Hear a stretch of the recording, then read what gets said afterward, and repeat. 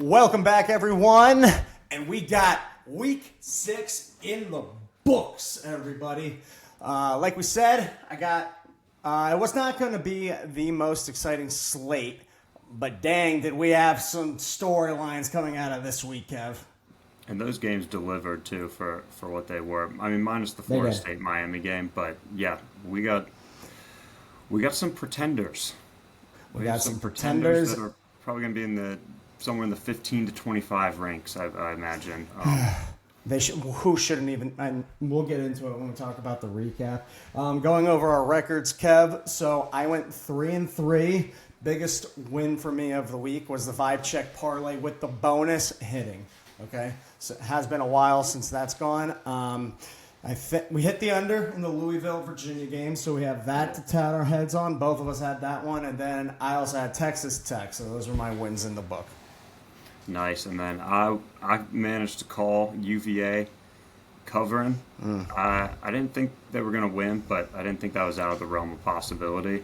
Let's see, we both crapped on Vanderbilt, but I also had Miami getting it done. So, but then I also had the over in Texas Tech Houston, and I think that one ended up being like 48 or 49 points. I needed just a field goal or something. Dang, man. Anyhow. Well, let's get into it, Kev. Before we actually, though, start talking about any games, okay, Taylor Swift's newest album just dropped. Let's clap it up for that. That's always a big announcement, right? So giving a little, because Taylor Swift and football run hand in hand nowadays. I would also, I needed to talk, Kev, with you. There's a song on Taylor Swift's album just called Wood. Yeah, have you listened? Yes. You know about this song? You're just gonna try and keep getting me in trouble, dude. My wife loves Taylor Swift. Look, great album. There's nothing. I'm not talking smack on Taylor Swift. In fact, I'm praising the boldness, and I have not listened to the podcast that Travis and Jason have. I think I might need to this week because one of the songs, Wood, is just purely Taylor talking about how much she loves a certain part of her now fiance. And I blurred out some words on the lyrics here. They're not actually bad, but it's not so subtle, the analogies that she's making. That's all I'll put. But great for you, Taylor. What I'd like to add to that, and I think either it's accurate and he's blessed, or it's a little overcompensation and he's rocking, microbird, which would explain why he's always yelling at Andy Reid on the sideline. I'd be angry too. All right, I feel like we're talking. My TMI measurements were, yeah. All right, let's get on to our. Let's talk about some games here, Jesus. All right, Kev. Obviously, we have to talk about UCLA. What? What happened there? I think I owe some Penn State fans an apology. I was scolding them on last week's show, saying, you guys should not be talking about James Franklin on the hot seat, blah, blah. This one puts him on there. I think sometimes you fall in a trap where you lose a game and you're just thinking, okay, well now if we go, 10-2, or could we make it in at 9-3? You're gonna drop the next one. You're not gonna be focused. I'm not saying that's what the Penn State football team or their coaching staff and the rest of their schedule. The fan base certainly was looking ahead as if this was, just a win in the bag, and then they could focus on their other big matchups this year. And you have to think, was it not a look-ahead spot for these guys? Because they do still got Ohio State and Indiana on the schedule. And after this game, I am not looking forward to seeing what those spreads are going to come out as. When Penn State, Ohio does play, I'm sure we'll be picking that one. And I will actually try to get us a guest speaker for that because obviously I know a lot of Penn State fans, and I got to pick their brain about whether or not they think that Mr. James Franklin is sticking around. Talking about contenders, you mentioned it, Kev. You want to talk about that Florida-Texas game? That was another one that, and full disclosure, I was not watching it. But every time I saw the score pop up, you're thinking, okay, they're going to be able to, Texas is going to be able to come back on it. Right.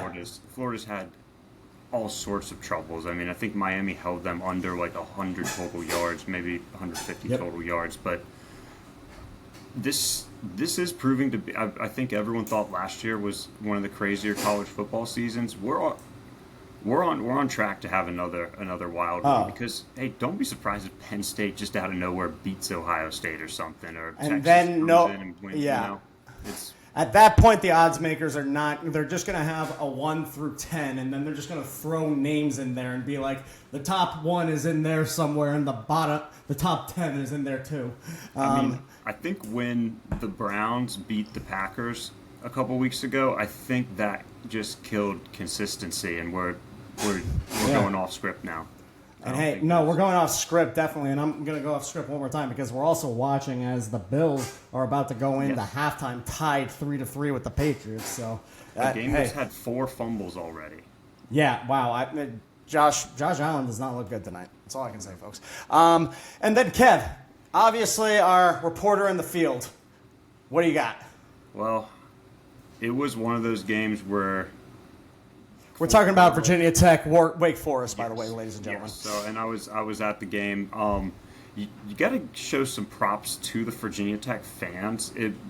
It was, I would say, it was still maybe about like 60-70% full at the very end of the game. You know, when we turned it over on downs, lost the game. But that's one crazy stat that I heard on the radio in the bathroom at Lane Stadium. The Hokies have not scored a second half touchdown on an FBS school this year, and 3 field goals against Wake Forest. That it was a tough one. I think Wake Forest came out with a chip on their shoulder after kind of getting robbed from Georgia Tech last week, and the Hokies lost by 7.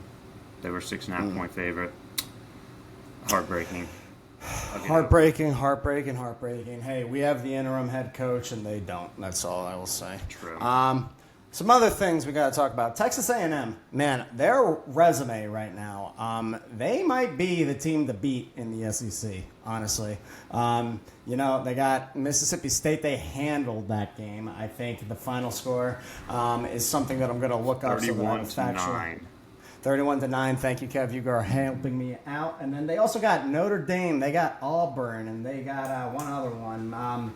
Those are the main ones. But, I mean, that's still, they're looking pretty damn good. And, Georgia's got the loss. Alabama's got the loss. So, Oklahoma is going to be the next thing with a John Mateer who's still injured, which we'll be talking about in the Heisman portion here. Yeah. I'm just saying we got to be looking out for A&M to quietly, well, not quietly anymore because they're going to be probably in the top 5 after this week. Yeah, number 6, I'll just read off their remaining schedule, and it's doable. I'm looking at it right now. So they got Florida at home next weekend, then they travel at Arkansas. On my birthday, October 25th, they're traveling to number 11 LSU, and then they have a bye week, but then traveling to number 14 Missouri. And then it's Missouri. South Carolina. Somehow they have Samford Bulldogs, and then they end the season at Texas. So, hey, whoa! Texas fell out of the rankings. Wow. Yeah, I thought they would have been hanging around in the 20s, but okay. No. Is Penn State still in it? That's impossible to know because I don't have it loaded up right now. That's fair. Who knows? Okay. And then talking about, Vandy, we were both high on him. I still like the storyline with Vandy. It was just heartbreaking. And they were covering the spread until the very end there, and then just that one backdoor cover run with 2 minutes left in the game. You would think that Kalen DeBoer would be the kind of coach who would tell this player to just go down and just let the time run out. But no, we got to cover and make Tyler and Kevin's weekends just that less fun. I think that was a case of Alabama. Alabama, they were a team that closed the deal this week. They did the same last week against Georgia, and what we saw amongst the teams that got upset. I don't know if we have Iowa State on there, but Iowa State also got upset on the road at Cincinnati. I did not, but that was a game I was thinking about including. Yeah, they got upset against Cincinnati. Obviously Texas and Penn State as well. Those are, they tried to pitch a comeback at the end of the game, and they couldn't. I mean, odds were stacked against them because of how they played, all three of those teams, but they couldn't close out the game and get the win. Yeah. Meanwhile, Alabama, they shut out Vandy in the second half, 16 straight points. So I was watching some of that Iowa State game, and early on, Rocco Becht got absolutely rocked to the point where he was down for a little bit. So I don't know if that had any effect on finishing out the game. But yeah, so that's another thing. But talking about Iowa State, I think it's fair for us to say now that after yesterday, Texas Tech has a stranglehold on the Big 12. Especially with Iowa State getting upset, I'm looking through the list of Big 12 names, and I just don't know who's the contender against them right now. I mean, here's a game that we'll probably be covering. I think it's next week. They're traveling to Arizona State. We They will. got Kansas, then the week after they got Arizona State. The one game that I see Texas Tech potentially dropping, and it's not like this would take them out of any college football playoff discussions, but they have BYU, and I think that's I could see a that. matchup that has historically not been the best for Texas Tech. I might just pull that up while you say something right now, just to see. That's fine. No, what I was going to say is, and BYU does also look pretty good right now. They took care of business in Morgantown this past weekend on Friday. Mm-hmm. I think they covered a 20.5-point spread, so good for them on that. I haven't really watched any of those BYU games in full yet, though, I will say, so maybe that's something I'll need to do this week. All right, here's a stat for you. Texas Tech has not beaten BYU since 1940. Now, to be fair, and we should be very fair about this, they've only played twice. And so they lost to BYU in 2023, then they beat them in 1940. So maybe they don't have the history I thought they had together. But, I think that in Arizona State, those are the ones on paper that jump out. Obviously, with this season, they could drop one to Oklahoma State. Who knows? Who knows? Who the hell knows, my friend? Mm-hmm. Next point. If you're Belichick, do you just walk away and call it you got manhandled by Clemson Dabo. It was just a pathetic game to watch, if we're being honest. The last quarter, I looked at the stands and there was maybe 10 people still left in the game. I don't know. I keep on looking at this and I'm like, dude, just take the whatever contract buyout and just dip. Buy Jordan a car and then you'll be happy, all right? Yeah. I would have more sympathy for the Tar Heel fan base, but they're going to have basketball to look forward to, and exactly. That's a luxury that some schools don't have. So, UVA, that overtime thriller win against Louisville. UVA has something to talk about now. They're becoming an ACC team, with the ACC being a giant jumbled mess. I'd say, if you look at the top of the ACC, obviously you have Miami, Georgia Tech, but then after that, FSU has that loss on the record. Now 2 losses on the record. The Hokies now have a loss on their record too, and I feel like that was probably who I thought was going to get it done in the fair enough. Yeah, year. That makes sense. We're 2 weeks away from our way too early picks that we have to defend. By the way, Kev. True, and hey, I think it is kind of looking all right for both of us as of right now. Yeah, dude. All I said was Virginia Tech's not going to be statistically eliminated. Hey, who knows? But looking at UVA's schedule coming up, they're going into a bye. That's got to be huge for a team to rest up. Yep. After getting a big road victory. Then they got Washington State. That's doable. At UNC. Dub. That's doable. At Cal. Dub. That's doable. Home versus Wake Forest. One of the hardest things you can do, honestly, is beat Wake Forest at home, I think. But we'll see. Then they travel to Duke. And then, they just have one guaranteed loss on their schedule, but that's not until the day after Thanksgiving, so against the Hokies. Yeah. But they could win out. I got to give one shout out to the Wahoo fan base, because I posted our video in their subreddit, and somebody, there's one comment on the video, somebody said, to summarize, a couple of guys in tech gear say they think UVA will cover but not win. So he got us. That is what we did last week. I mean, we were right.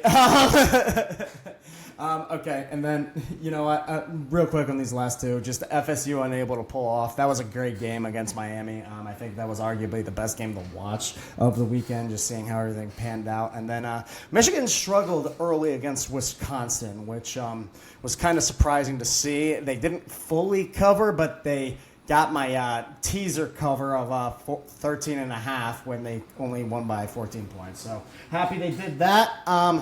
Kev, any more notes on the week before we talk about the Heisman race? Nope. All right. Let's keep going. We got 10 names that I kind of collected. Some of them are in actual rankings. Some of them I'm seeing like as honorary mentions. These are in no particular order. All right. I'm just going to start us off, going from left to right and then straight down. So, Mr. Fernando Mendoza for Indiana. His biggest thing right now is obviously he's got that blowout win against Illinois, which has made everybody want to talk about Indiana nonstop. His stats thus far, he's doing pretty well as far as just accuracy of throwing because of his 73% completion percentage. He's got 16 touchdowns on the season. There is kind of a vibes like with him playing at Indiana, like he's immediately turned the program around after he transferred from Cal this season. I don't know. Do you have any? What's their look ahead look like for Indiana right now, Kev? Do you know? So yeah, I'm pulling it up right now.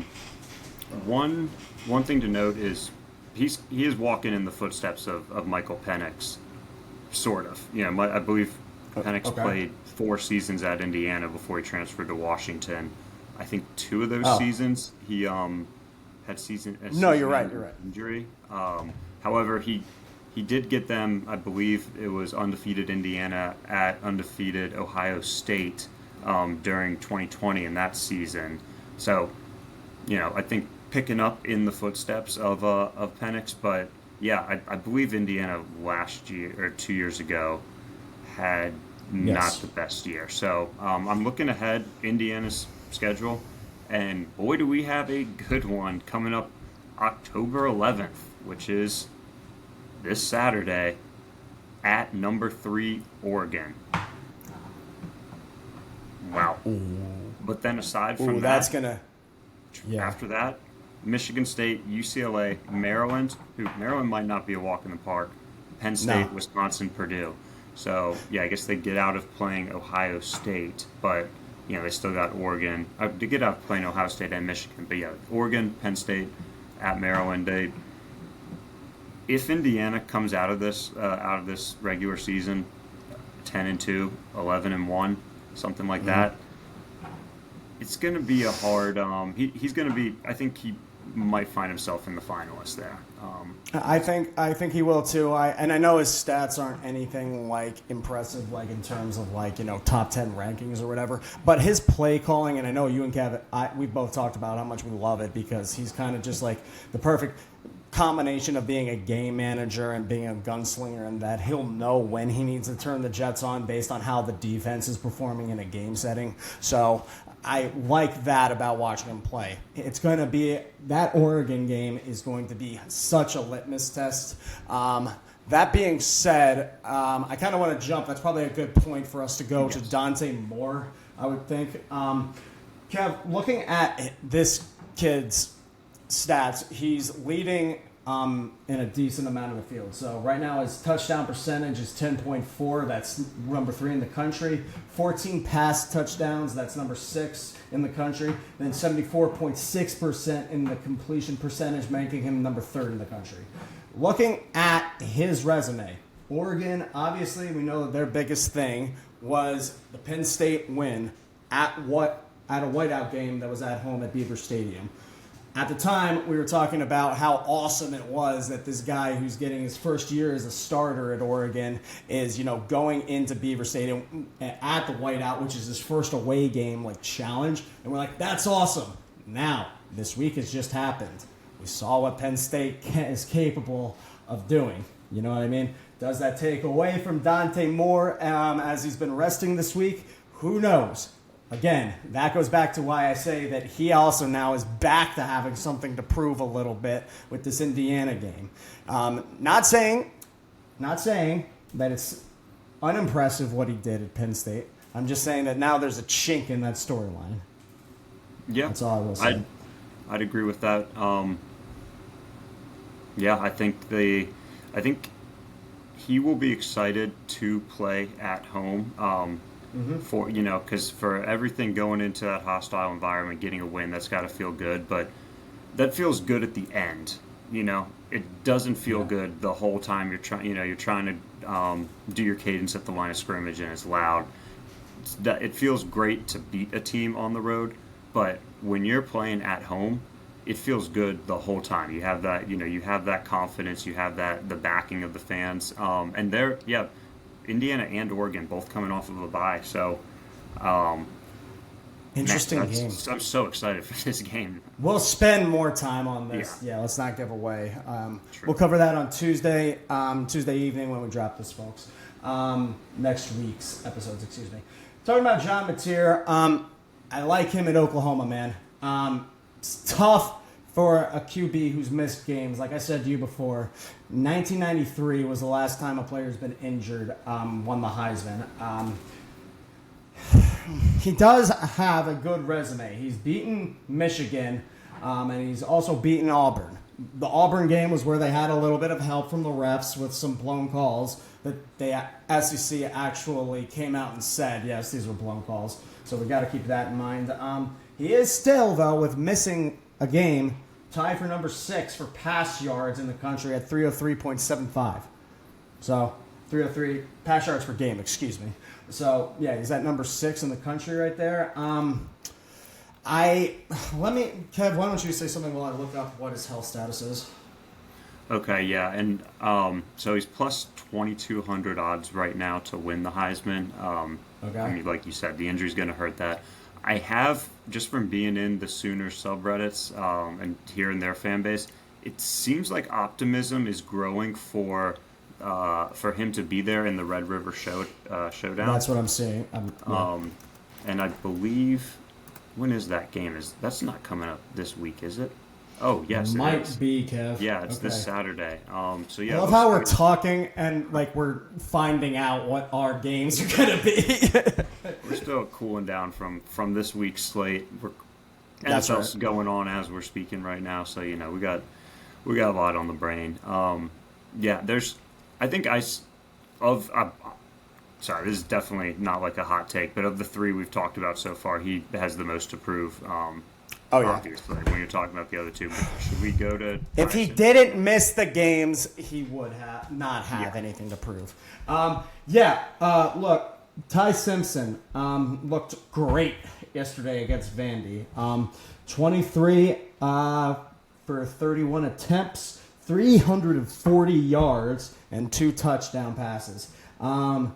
The one thing that we do have to note, as this Alabama team has been developing, we know that they are a heavy wide receiver and passing offense. So he, out of the gate, gets like some padding stats, you know what I mean? Yes. And the biggest things on his resume are obviously that FSU loss to start the week when things weren't really clicking. Since then, he's got the Georgia dub and covering against Vandy, which are both impressive wins. I think... he's on the right trajectory. Sorry, go ahead. Oh, I was just going to say real quick, and in that Florida State game, I'll just read you his stat line. He had a fumble that wasn't lost. 23 of 43, 254 yards, 2 touchdowns, no interceptions. It's not the worst stat line. No. I was on the river, so I did not actually watch that game. But I mean, do you remember how he looked and did? Was he like missing passes on third down, stuff like that, or was it? No, and again, it was part of a quad box. I'll be honest with you on that point, Kev. But he was still connecting definitely with his different wide receivers. I think he's still got Jeremy Bernard as his number 1 guy, but Brian Williams was always still a valuable option for him to throw to the entire game. So, in terms of the third down conversion, I have to go back and check. Okay. Yeah, Now, 6 of 17 is what I'm seeing. Should we go to we 4 down, 6 more to go?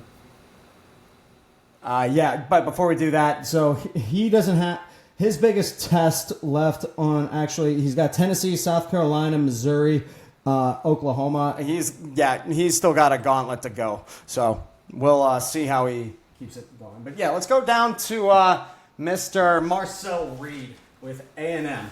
All right. Okay, Kev, I was looking through his numbers.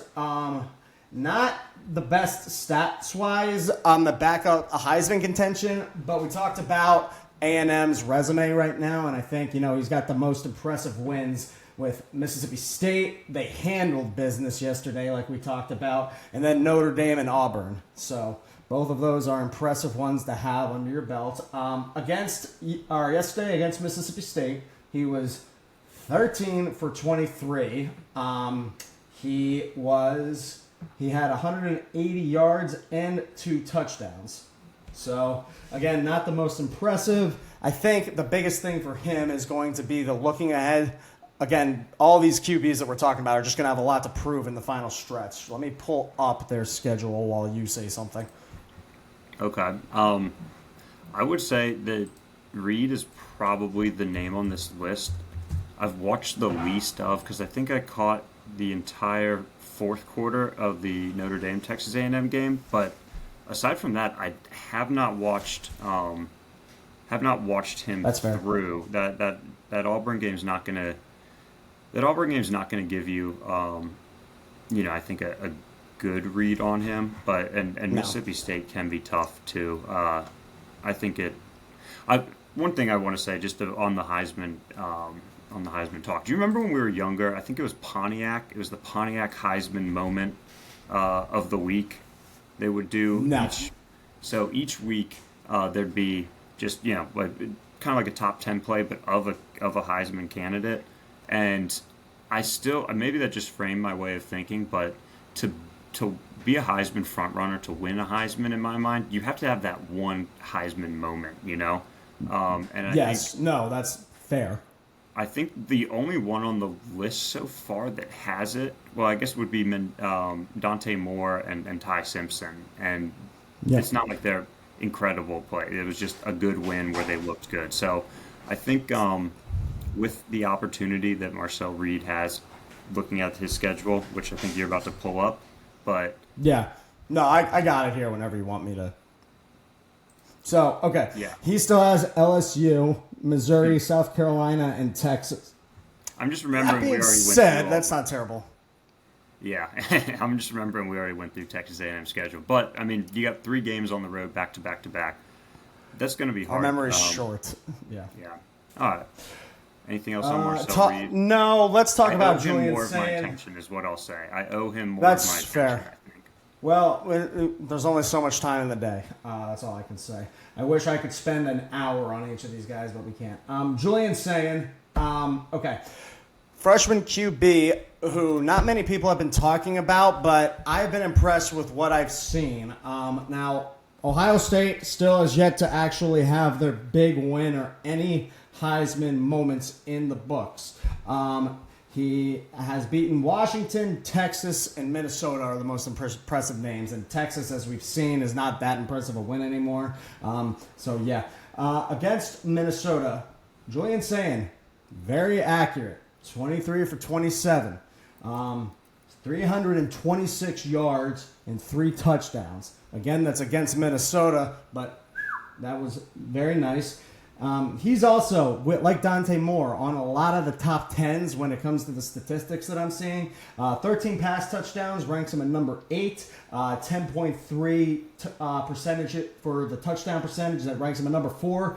80.2% completion percentage. He's number 1 in the country, and he had that in the game against Minnesota. And then 10.4 yards per attempt puts him at number 3. So Julian Saying has the numbers. He needs to keep being impressive as they have this gauntlet schedule in the Big Ten coming up, including, they got to go. Again, it's Penn State now. Is not as impressive as it would have been. But you got Penn State, and then you also got Michigan, which is always a sneaky one for Ohio State. So we'll see how he does with that. Do you have anything with Julian saying, or should we just go to Carson Beck? We could probably take up Real most of the quick, time. if he does beat Michigan, that does do a lot in my mind because I know Ohio State dominated Michigan for like an 8-year stretch or something, Right. but since they've struggled, like the kids in school right now, they don't remember back when Ohio State was whooping up on Urban Meyer and Rich Rodriguez. So if he gets that win, maybe that doesn't do anything for him in the Heisman race, but just in the Ohio State fan base, that makes him a star. Just getting that NIL money, like that would be huge. But yeah. And after last year when that brawl happened with Michigan, when that Sawyer guy like started to want to fight everybody, that they're probably hungry hippos for that one this year. Carson Beck? Yes. So I wanted to come into this season not liking Carson Beck because of the storyline. He has a very good resume, and right now Miami is flying high. They are on fire. They have USF, Notre Dame, Florida, and FSU all as notable wins, and they've been handling business where they need to. Yesterday in the game against FSU, he was not the more impressive QB when it came to yards, but that's because he was being a lot smarter with his play. Tommy Castellanos, I think, was just only slightly under 50% completion percentage. Then you have our friend Mr. Carson Beck, who was 20 for 27, 241 yards. He threw 4 touchdowns. Yes, we both saw the same thing. Okay. And I've also talked about in the past how Carson Beck is not a mobile quarterback at all. He doesn't get out of the pocket to run. That being said, you compare that with the, low attempts but the high completion percentage and the high touchdowns. He's got that Tom Brady, like, game management mentality kind of there, where he's not going to make the flashiest plays, but he's going to win the game. And I think the fact that he has a championship with Georgia under his belt, correct? He was at Georgia for one of the championships, right? Or was he only there last season? I might be wrong. No, he doesn't have. He Bennett. doesn't. Yeah, it was Stetson. It was Stetson Bennett. Yes, thank you. On his performance, this was their first road game. Like you said, 20 of 27. That's really good for your first road game. Not ever, but with this Miami team. So right.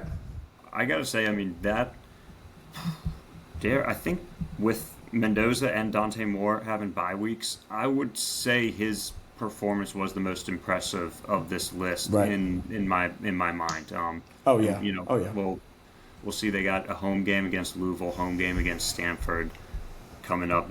He could really pad some stats in those games. We saw UVA's success passing it against Louisville. Honestly, UVA, they did get 2 defensive touchdowns, I believe, but. At Virginia Tech, that'll be a tough one for Carson. I'll give him hell for you. We're committed to this bit so much, my God. All right, Diego Pavia. I am so sad that I don't get to be talking more heavily about him because I like this Vanderbilt, storyline. Look. All I'm going to say is since Diego Pavia came into Vanderbilt at the start of last season, he has completely altered the way that we talk about Vanderbilt football. You know what I mean? He's a rushing mobile quarterback who's gritty. That's all I can say. That being said, right now on the top 10 QBs for rush yards, he doesn't even break the top 5. The number 1 in the country is actually the quarterback for either Army or Navy. No. It's not. Jake Retzlaff isn't in the top 5 either. They're all group of 5 schools, not Power 4. So, that being said, right now, some good pass ratings that he has is 14 pass touchdowns on the season with 6. He's number 6 in the country. Total of 5 interceptions thrown. That actually puts him at number 11th in the country. Against Bama, he was 21 for 35, 1 touchdown, 1 interception, and 198 yards. Not the most impressive performance. And even the announcers were saying, that interception that he threw at the end of the game was changed the momentum of everything that was happening. Like when they were in the red zone, that makes it an entirely new game. So the fact that he couldn't come up in that game time, big time Heisman moment situation makes it. I want to keep him on this list, but we'll see how much longer he stays on that list. Going into Tuscaloosa, it's not an easy task. Right. I don't have the list in front of me of previous Heisman winners, but if I'm thinking like Jaden Daniels, I don't know if they played Alabama on the road that season. But what I'm trying to get at is I wouldn't be surprised if there are numerous Heisman winners from the past 2 decades that have had an off game when they went into Tuscaloosa that season. So I wouldn't throw it. I do want to actually give something I'm remembering in our video last week. You were saying Vanderbilt, they get off to hot starts, they do well, but then they kind of struggle in the second half. I came in, I corrected you. I'm like, they beat up on the Hokies in the second half. They scored like 34 points, but in this Alabama game, they showed up in the first half and could not complete a full football game. So hey, props to you, man. Clairvoyance. Kev, I'm reading numbers here, man. I don't know, and then passing it off as I know what I'm talking about. All right.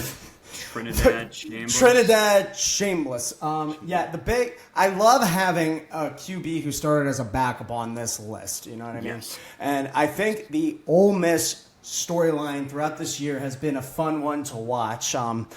Mostly because of Lane Kiffin, like just milking the headlines as much as he possibly can whenever. He does have some good wins against LSU and Tulane that keeps Ole Miss where it is right now. They still number 4 in the country. Yes, they're still ranking that one. However, going forward, and I will say, Kev, before I go into the future schedule they have, he is only in the top 5 for 2 stat points. That's 10.2 yards per attempt, puts him at number 4. And because he's made 1 2-point conversion, that puts him at number 5 in the country for 2-point conversions. Shows you how little people go for that 2-point.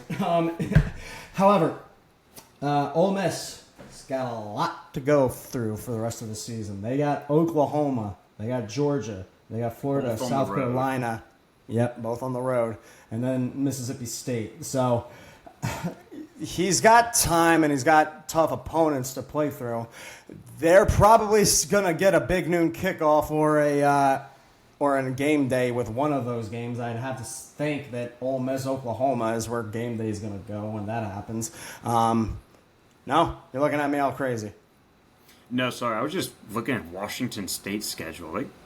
Why do they got to play?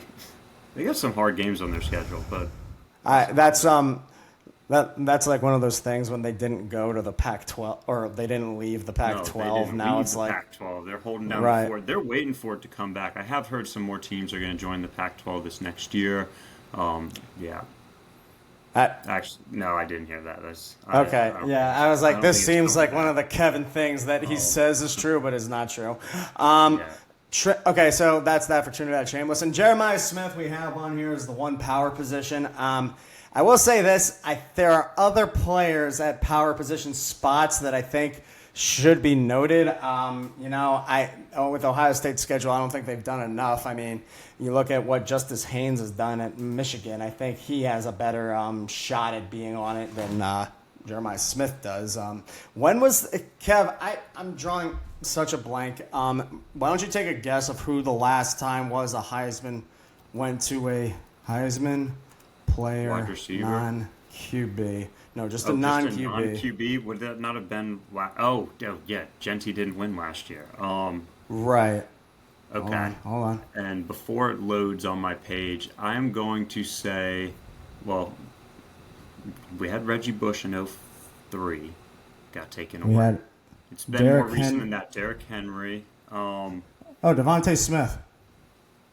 Yeah, I forgot about him. Devontae Smith. Yeah, okay. Was that? It's Devontae Smith. All right, no. God, we're idiots. Travis Hunter. Jesus. Okay. Yeah. All right.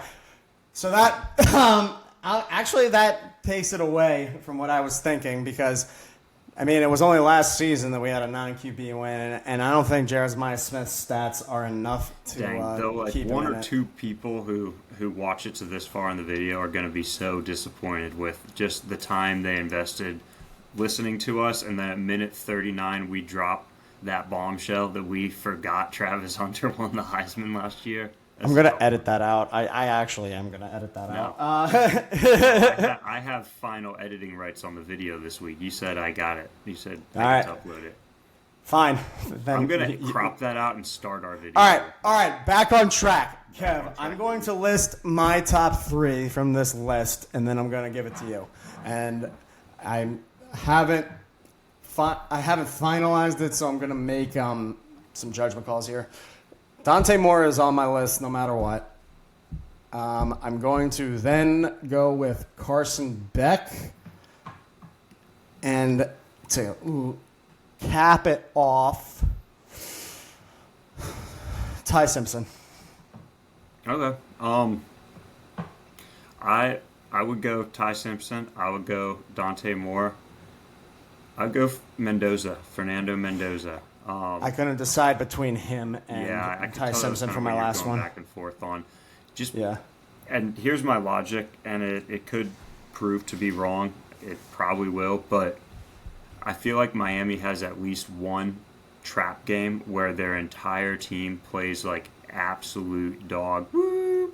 Where I just don't think they're like, I don't know. I think that, and then I think Carson Beck and the team, I think they win the next week after that. But like, I think his stats are going to be hindered a little bit. If I'm remembering 100%. his time at Georgia, he did not necessarily perform well after their loss to Alabama